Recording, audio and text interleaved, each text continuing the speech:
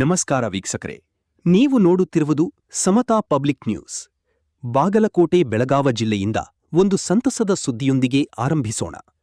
ಮಹಾರಾಷ್ಟ್ರದ ಪಶ್ಚಿಮ ಘಟ್ಟ ಪ್ರದೇಶಗಳಲ್ಲಿ ಕಳೆದ ಹಲವು ದಿನಗಳಿಂದ ಉತ್ತಮ ಮಳೆಯಾಗುತ್ತಿರುವ ಪರಿಣಾಮವಾಗಿ ಕೃಷ್ಣಾ ನದಿಗೆ ಭಾರೀ ಪ್ರಮಾಣದ ನೀರು ಹರಿದು ಬರುತ್ತಿದೆ. ಇದರ ಪರಿಣಾಮವಾಗಿ ಬಾಗಲಕೋಟೆ ಜಿಲ್ಲೆಯ ರಬಕವಿ ಬನಹಟ್ಟಿ ತಾಲೂಕಿನ ಹಿಪ್ಪರಗಿ ಜಲಾಶಯಕ್ಕೆ 50,000 ಕ್ಯೂಸೆಕ್ಸ್ಗಿಂತಲೂ ಅಧಿಕ ಪ್ರಮಾಣದ ನೀರು ಒಳಹರಿಯುತ್ತಿದೆ.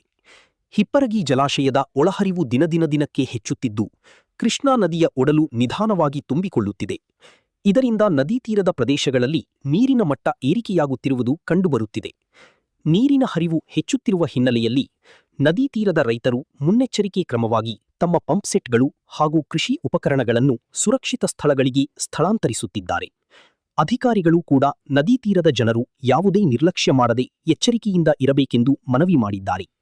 ಕಳೆದ ಕೆಲವು ತಿಂಗಳುಗಳಿಂದ ಬರದ ಭೀತಿಯಿಂದ ಕಂಗಾಲಾಗಿದ್ದ ಉತ್ತರ ಕರ್ನಾಟಕದ ರೈತರಿಗೆ ಈ ಮಳೆ ಹಾಗೂ ಕೃಷ್ಣಾ ನದಿಯ ನೀರಿನ ಹರಿವು ಹೊಸ ಆಶಯ